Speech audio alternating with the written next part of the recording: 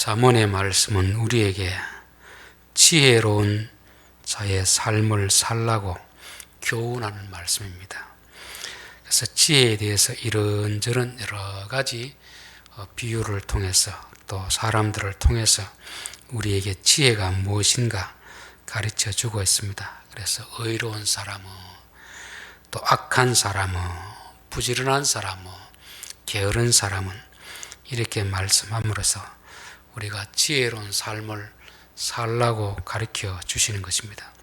저는 의인과 악인, 선인과 죄인이 뭘까를 한번 생각해 보다가 제일 처음 차가 처음 나왔을 때 새 차, 요거는 의인, 선인으로 좀 비유하고 할 수 있다면, 차를 타다가 막 찌그러뜨리고 고장나고 이런 차는 악인이고 죄인이 아닐까, 그런 생각입니다. 하나님 우리의 하여금 새 사람을 만들어 주시고 나서 이제는 지혜로운 삶을 살라는 것은 처음에 하나님이 인간을 창조했을 때 그 의도대로 그렇게 살라는 그런 의미일 것이고, 악인의 삶, 죄인의 삶은 이 차가 사고나고 이게 여러 가지 밖에도 많이 긁혀지고, 그래서 차가 이제 운전하는 대로 차가 움직이지 않고 이상하게 가는 그런 차, 그게 죄인의 삶이고 이 악인의 삶이 아닌가, 그런 생각을 해봤습니다. 세상의 윤리 교과서와 성경이 다른 것은, 윤리 교과서는 안에 엔진은 고장나는데 껍데기만 좀 예쁘게 이렇게 칠하라고 하는, 포장하라고 하는, 이게 윤리적인 삶입니다. 근데 성경에서 말하는 지혜로운 삶이라는 것은 우리 안에 속 사람을 바꾸어 놓고 나서 이제 그 속 사람으로 말미암아서 우리의 그 사람을 꾸며 나가라는 그런 뜻으로 저는 받아들였습니다. 그래서 윤리, 도덕적으로 우리가 선하게 살려고 해도 속 사람이 악한데 엔진이 다 망가졌는데 껍데기만 아무리 화려하게 치장한다고 해서 차가 잘 나가는 게 아니거든요. 그러나 우리 하나님 말씀은 우리에게 새 사람으로 창조하시고 나서 이제부터 그 말씀을 따라 살아가도록 우리에게 요구하고 있습니다. 그래서 마음이 바뀌어야 행동이 바뀝니다. 물론 마음이 바뀐다고 해서 하루아침에 행동은 바뀌지 않습니다.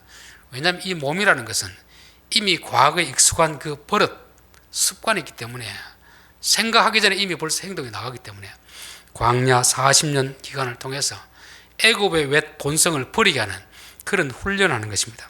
그래서 잠언을 살피면 계속해서 반복된 이야기가 나옵니다. 주제는 몇 가지 안 되는데 계속 반복된 이야기가 나오는 것이 뭐냐면, 우리의 마음이 바뀌었다고 해서 행동이 그렇게 따라 바뀌는 건 아니기 때문에 계속 반복적으로 훈련을 하는 과정이라고 그렇게 보면 됩니다. 자, 오늘 다룰 내용도 지난 시간에 다룬 내용, 13장 앞에 다룬 내용, 12장에 다룬 내용, 이런 내용들이 반복해서 나오는 그런 내용입니다. 자, 18절, 훈계를 저버리는 자에게는 궁핍과 수욕이 이르거니와 경계를 받는 자는 존영을 받느니라. 훈계라는 것은 우리가 잘못된 길을 갈 때 그렇게 하면 안 된다, 이렇게 해라, 이렇게 조언해주고 권면해주고 그런 말씀이거든요.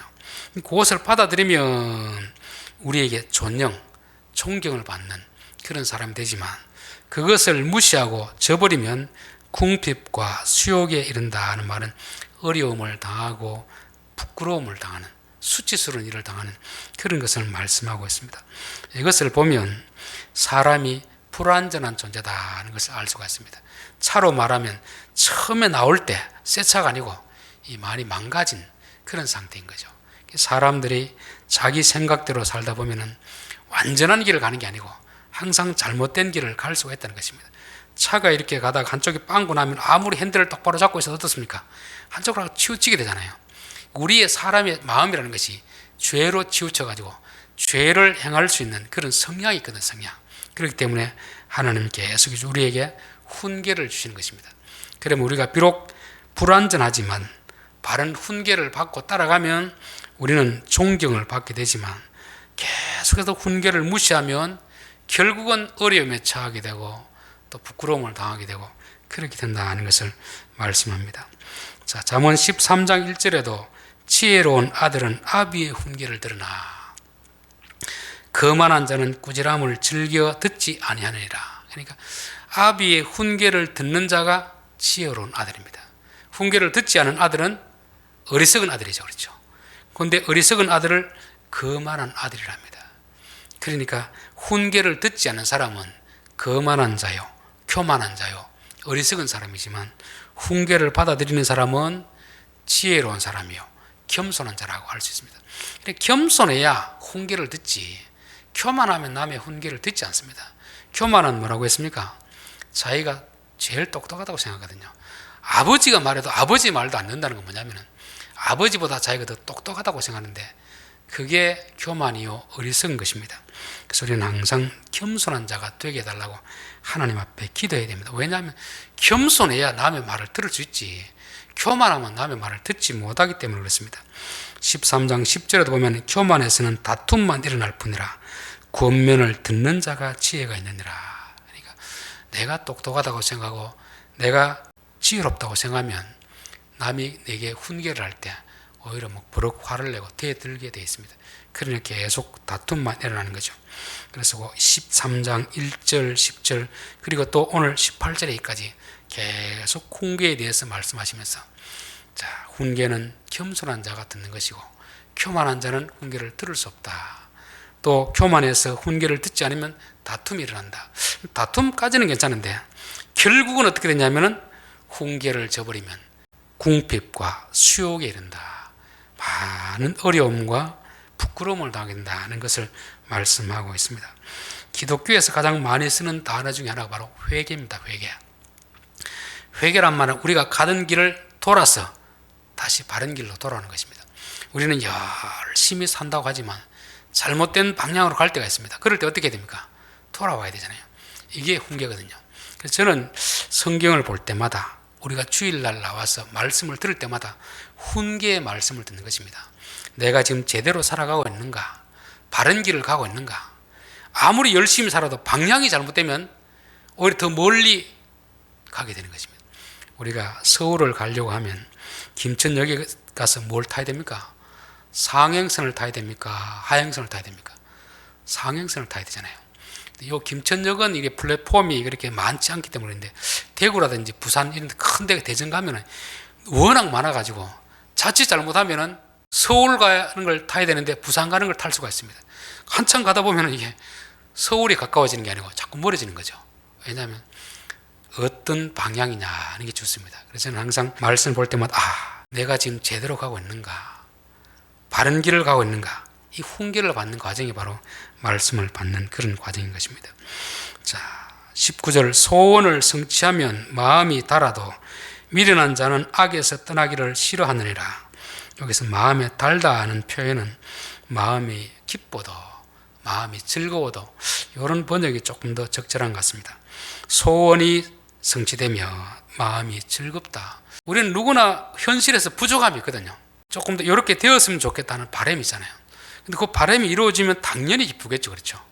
근데 이루어지지 않을 때는 마음이 상하는 것입니다. 12절 말씀에도 소원이 더디 이루어지며 그것이 마음을 상하게 하거니와. 그러니까 소원을 가지는 것은 좋은데 소원이 이루어지면 좋은데 이루어지지 않으면 오히려 마음에 상처가 되는, 스트레스가 되는 그런 경우가 있습니다. 소원을 가진다고 해서 다 이루어지는 거 아닙니다. 소원이 이루어지지 않는 이유는 참 많겠지만 오늘 성경을 보면 한 두 가지 정도로 살펴볼 수 있습니다. 잠언 13장 4절에 보면 게으른 자는 마음으로 원하여도 얻지 못하나 부지런한 자의 마음은 풍족함을 얻느니라. 누구나 소원을 가지는데 부지런히 그 소원을 이루기 위해서 대가를 지불하는 사람이 있고 그렇지 않고 마음만 가지는 사람이 있습니다. 말만 하는 사람이 있습니다.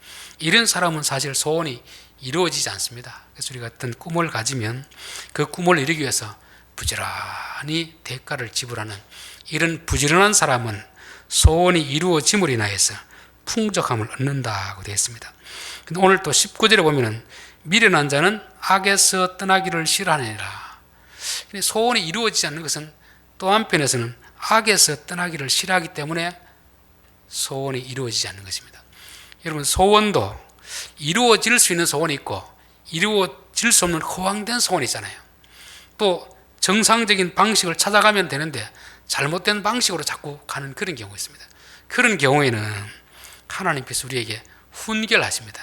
방향이 잘못되었다. 이렇게 해라. 이렇게 훈계하면은 거기서 나와야 되는데 계속 안 되는 쪽으로 가는 것입니다. 그러면 당연히 소원을 이루어질 수가 없는 것입니다. 그래서 소원이 이루어지기 위해서는 1차적으로 우리가 부지런하게 그 소원을 이루기 위한 대가를 지불해야 되는 것이고, 또 하나는 이게 지금 바른 소원인가 잘못된 소원인가, 바른 길을 가는가 잘못된 길을 가는가 항상 점검을 해야 됩니다. 열심히 일한다고 해서 다 부자 되는 거 아니잖아요. 그렇죠? 열심히 공부해도 안 되는 사람이 있습니다. 그건 왜냐하면 방법이 잘못됐거든요. 그렇기 때문에 그럴 때는 누구에게인가 조언을 들어야 되는 것입니다. 조언을 해 주었음에도 불구하고 안 되는 사람이 바로 악한 사람이고, 그 악에서 떠나기를 싫어하기 때문에 그렇다고 말씀하는 것입니다. 자, 20절 보면 지혜로운 자와 동행하면 지혜를 얻고 미련한 자와 사귀면 해를 받느니라. 즉 조언을 받되 누구의 말을 듣느냐 하는 것입니다. 여러분, 악한 자도 악에서 떠나지 않는 이유가 있겠죠. 왜 악에서 떠나지 않겠습니까? 그게 자기 나름대로는 지혜롭다고 생각하기 때문에 그렇습니다. 지혜로운 자와 동행하면 지혜를 얻지만 미련한 자와 사귀면 해를 받느니라. 이 말은 여기서 이렇게 나오는데, 실제로는 우리가 지혜로운 자와 동행하기보다는 미련한 자와 동행하기가 쉽습니다. 왜냐하면 미련한 자는 자기도 미련한 줄 모르고 또 우리도 그 사람이 미련한 줄 모르거든요. 왜냐하면 그 사람 입에서 나오는 것이 아주 지혜로운 것 같기 때문에 그렇습니다. 구약 성경에 르호보암 왕이 이제 나라가 쪼개지려고 할 때 이거 어떻게 해야 되겠는가 싶어가지고 원로들에게 한번 조언을 구하고, 또 자기 세대 그 시대 사람들에게 조언을 구합니다. 분명히 원로들의 말이 지혜로운데 자기는 오히려 젊은 사람들의 말을 받아들였습니다. 왜냐하면 자기 생각에는 그게 지혜롭다고 생각하는 것이죠. 그래서 결국 나라를 쪼개버리는 것이죠. 아합 왕도 똑같은 그런 일을 범한 것입니다. 길르앗 라못에 전쟁을 하러 갈까 말까 이럴 때 400명의 선지자들은 왕이 올라가소서 하나님이 도와줄 것입니다.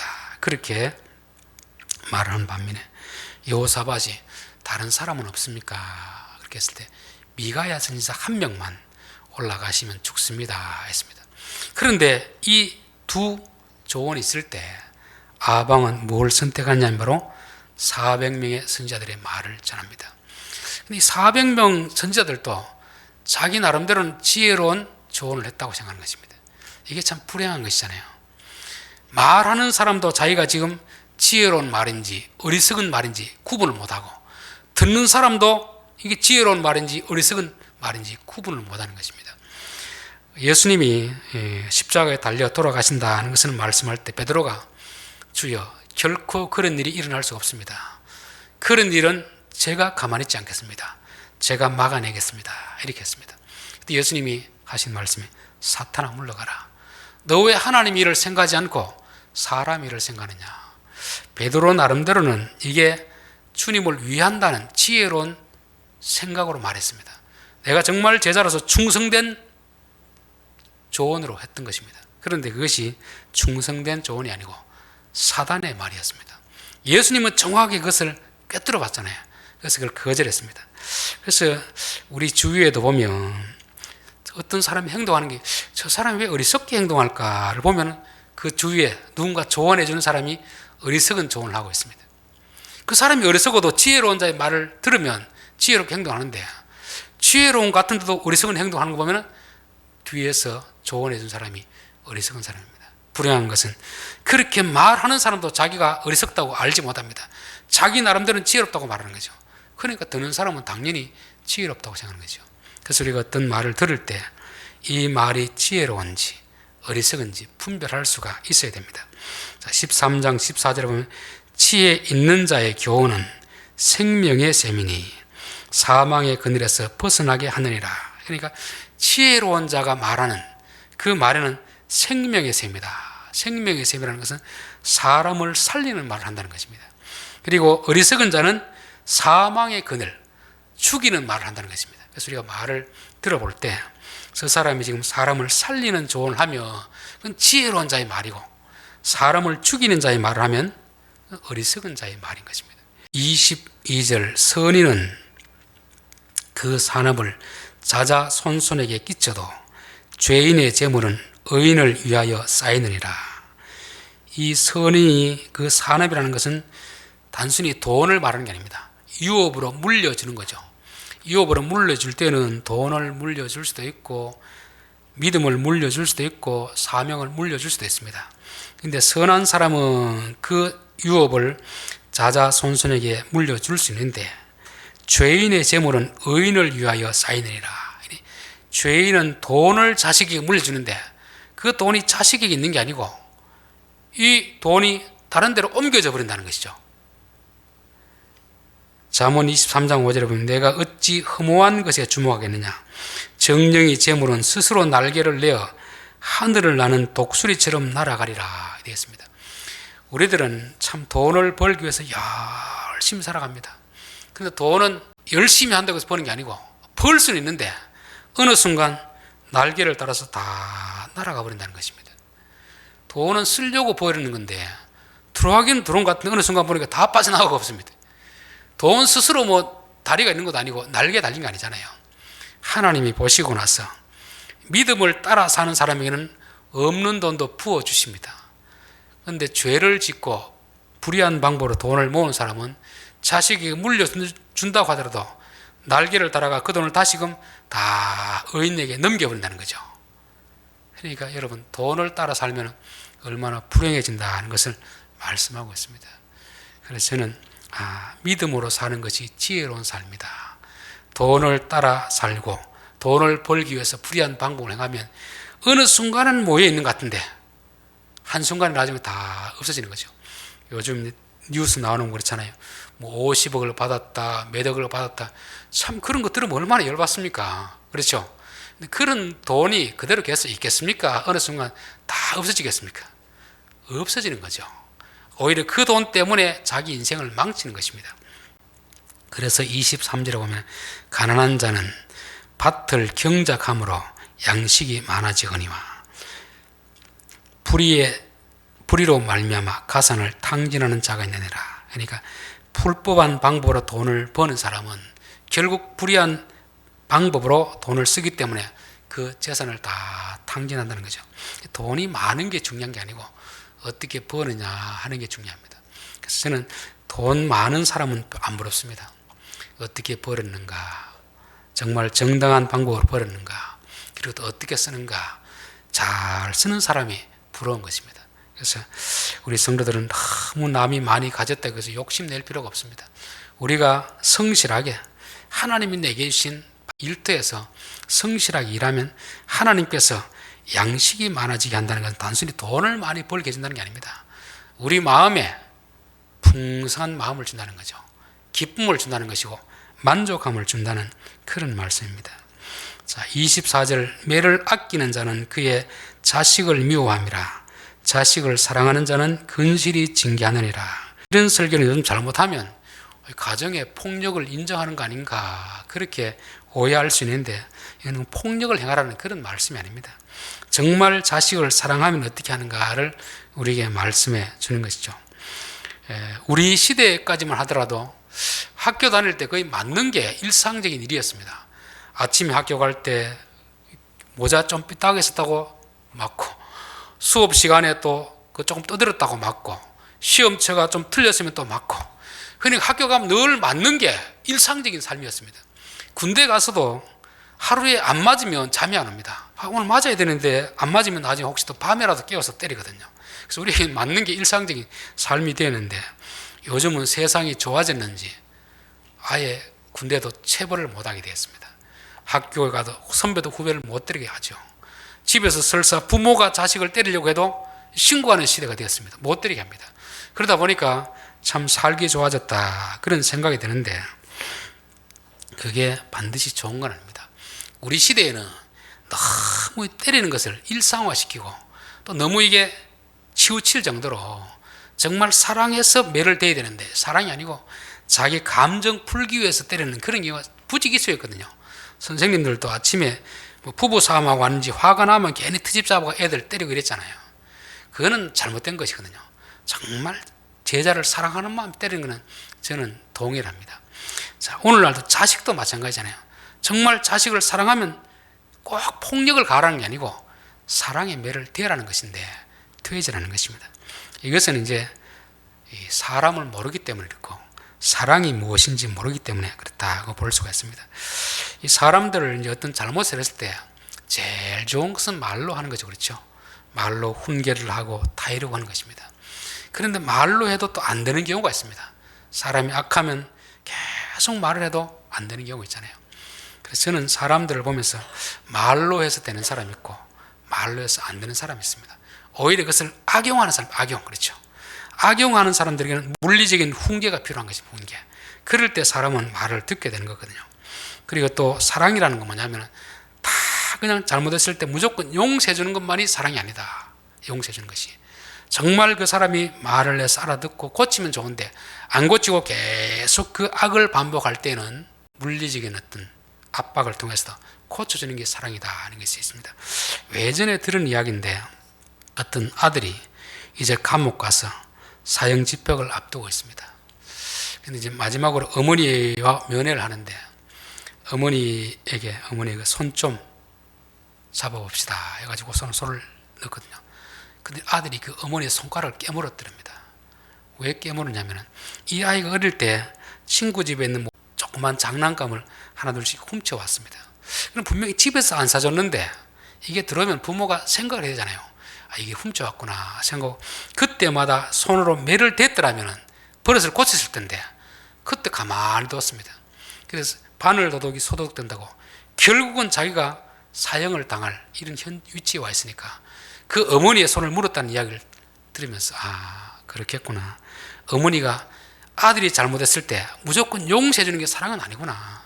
그때 좀 회초리를 댔더라면 자식이 더 큰 죄를 저지르지 않았을 것이고 사형을 당하지 않을 텐데 그 어린 마음에 그냥 용서해 주다 보니까 그게 사랑이 아니고 미움으로 그렇게 작용했던 것입니다. 보니까 매를 아끼는 자는 그의 자식을 미워함이라. 자식을 사랑하는 자는 근실이 징계하느니라. 근실이라는 것은 부지런히 한 번 하는 게 아니고 자식이 잘못을 고칠 때까지 계속 이야기하고 또 잔소리하고 그렇게 사는 것이 정말 자식을 위한 것이라 그렇게 말씀하고 있습니다. 이게 이제 하나님의 방법이거든요. 하나님 그렇죠. 하나님이 우리가 잘못하면 용서를 해줍니다. 한 번 말씀하시고 두 번 말씀하시고 세 번 말씀하십니다. 그러나 자꾸 이게 반복되면 그때는 이제 하나님이 징계하십니다. 징계. 이스라엘 백성들이 말을 안 들으니까 이방 나라를 지팡이와 몽둥이로 사용해가지고 징계를 하잖아요. 징계. 하나님의 사랑이나 공의라고 하는 것은 무조건 법대로 하는 것도 아니고 무조건 용서해 주는 것도 아닙니다. 처음에는 말길 알아들을 수 있도록 계속 사랑을 베풀고 용서를 해줍니다. 그는 어느 정도 그게 한계가 넘어가면 악하다고 판단되면 그때는 징계를 하는 것입니다. 이게 하나님 방식이기 때문에 우리들도 어떤 사람에 대해서는 때로는 용서해 줘야 할 때 있고 때로는 징계를 가해야 될 때가 있습니다. 저 교도 가는 사람의 말을 들으니까 요즘 인권 이것 때문에 참 교도관 생활을 하기 힘들답니다. 거기에 들어온 사람은 다 죄지어 들어온 사람이거든요. 그래서 예전에는 막 굿하다고 이랬었는데 지금은 못하게 합니다. 근데 오히려 그 사람이 더 큰 소리를 칩니다. 뭐 조금 대우를 잘못하면 이 사람의 인권을 무시했다 해가지고 인권위원회에 고소를 한답니다. 그러면 다시 위에서 조사가 나와가지고 또 면책, 시벌을 당하고 이런답니다. 그러니까 오히려 누가 주인인지 모르겠다는 그런 것입니다. 저는 이 사회를 보면서 우리가 사람의 인권을 존중하는 건 좋은데 악한 자에게 징계를 가하지 않고 악한 자에게 오히려 사랑을 베푸는 것은 사람으로 하여금 더 악하게 만드는 것이다. 저는 그렇게 믿습니다. 그래서 하나님이 사랑하라고 할 때는 사랑하고 용서하라고 할 때는 용서하고 하나님이 징계하라고 할 때는 하면 되는 그런 것을 말씀하고 있습니다. 25절 의인은 포식하여도 악인의 배는 줄이느니라 되어 있습니다. 이것도 문자 그대로 보면 어렵게 살면 좀 부자가 되고 넉넉한 삶을 살고 악하게 살면 좀 가난하게 되는구나 이렇게 생각할 수 있는데 현실은 어떻습니까 여러분? 정직하고 부지런하게 살면 부자가 됩니까? 오히려 좀 악하게 좀 거짓말하고 뇌물 쓰고 이렇게 해야 풍요롭게 되잖아요. 그렇죠? 이 말씀은 육신적인 삶을 말하는 게 아닙니다. 영적인 삶을 말하는 거죠. 마태복음 5장 6절에 있는 말씀처럼 의에 추리고 목마른 자는 복이 있나니 그들이 배부를 것임이라. 의를 구하고 의를 찾고 이러면 하나님이 만족함을 주시는 것입니다. 근데 만족함을 누리는 것은 어떤 쪽을 통해서 만족함을 누리는 게 좋겠습니까? 돈을 많이 벌어서 만족함을 누리는 게 좋겠습니까? 의를 행함으로 만족함을 누리는 게 좋겠습니까? 세상 사람들은 불의한 방법을 통해서도 많은 돈을 가짐으로써 만족함을 누리려고 하는 것입니다. 그런데 불행한 것은 세상의 것은 아무리 많이 가져도 만족이 없습니다. 끝이 없거든요. 그래서 부자들이 더 많이 가지려고 하다 결국은 나중에 덫에 걸리게 되잖아요. 세상의 것으로는 만족함이 없습니다. 그러나 의에 추리고 목마른 자, 우리가 하나님의 뜻을 이루려고 하면 아무것도 가진 것이 없어도 우리 마음에 만족함이 있습니다. 그래서 진정한 만족이 무엇인가 우리에게 알려주는 말씀이 바로 이 말씀입니다. 결론입니다. 훈계라는 것은 잘못된 길을 갈 때 고치라는 말씀인데요. 이 말씀을 듣는 자는 존경을 받게 되고 듣지 않는 자는 곤경과 수치를 당하게 된다. 그렇게 말씀합니다. 이 훈계를 듣기 위해서는 겸손해야 들을 수 있습니다. 겸손해야. 교만하면 훈계를 들을 수가 없습니다. 소원이 이루어지는 것은 우리 마음에 기쁨이 되지만 이루어지지 않는 것은 큰 스트레스가 되는 것입니다. 소원이 이루어지기 위해서는 일단 그 소원을 이루기 위해서 부지런히 노력하고 일하고 대가를 지불해야 되고 또 잘못된 소원, 잘못된 방식을 가져갈 때는 훈계를 듣고 돌이켜야 됩니다. 그래서 돌이키지 않고 계속 그 길을 가면 결국 멸망의 길을 가게 되는 것입니다. 훈계를 듣는 것이 누구에게 듣느냐 하는 게 참 중요하잖아요. 지혜로운 자에게 들으면 지혜를 얻고 어리석은 자에게 들으면 어리석은 해를 당하게 되는 것입니다. 그런데 우리에게 들려지는 소리가 지혜로운 자가 하는 말보다는 어리석은 자가 말하는 게 더 지혜롭게 들립니다. 그래서 우리가 항상 분별을 여기 없으면 속게 되는 것입니다. 그래서 제가 여기 나오는 말씀을 통해서 어떤 것이 지혜로운 자의 말인가? 생명의 셈이면 지혜로운 삶입니다. 사망의 그늘로 가면 어리석은 자의 말인 것입니다. 그 사람이 조언을 해주는 것이 사랑하는 말, 사모라는 말, 용서하는 말, 사람을 살리도록 하는 말 같으면 그게 지혜로운 자 말이고 원수를 갚아라, 죽여라, 돌로 쳐라 이렇게 하는 것은 이게 어리석은 자의 말이 되는 것입니다.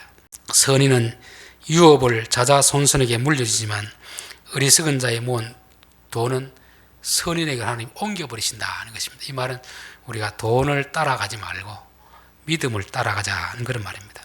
돈을 따라가면 돈은 우리를 도망갑니다. 그런데 말씀을 따라가면 하나님이 그 돈의 주인이기 때문에 따라오게 만드는 것입니다. 그래서 우리가 지혜롭다는 것은 돈을 따라가는 것이 아니고 돈의 주인 대신 말씀을 따라가면 돈은 우리를 따라오게 되어 있습니다. 자, 그러므로 부지런히 성실하게 하나님이 내게 주신 그 땅에서 그 일을 잘 감당함으로써 얻는 돈은 우리에게 유익이 되지만 우리에게 만족감을 주지만 그렇지 않고 불의한 방법으로 모으고 이런 돈은 우리에게 만족을 주는 것이 아니고 더 큰 근심을 가져다 주는 것입니다. 자, 사람들에게 교훈을 할 때에도 세상의 방식이 있고 하나님의 방식이 있습니다. 외전 방식은 막 때려서 사람을 막 길들이려고 하는데 그것도 잘못된 것입니다. 오늘날은 무조건 때리지 않고 교육만 하려고 하는데 그것도 잘못됐습니다. 때려야 될 때가 있고 교육으로 말을 해야 될 때가 있습니다. 약하고 조금 무지할 때는 말로 해주지만 악한 사람은 말로 해서 안 됩니다. 악한 사람은 벌을 가야 사람이 고치기 때문에 그렇습니다. 자, 우리가 의인은 풍족함을 누린다는 것은 뭐 세상적 물질을 많이 가져서 풍족함을 누린다는 게 아니고 우리가 하나님의 일을 행할 때 믿음으로 살아갈 때 하나님 우리 마음속에 만족함을 주는 것이 만족함. 의에 추리고 목마른 자는 하나님이 배부르게 하실 것입니다. 그런 것입니다. 기도드리겠습니다.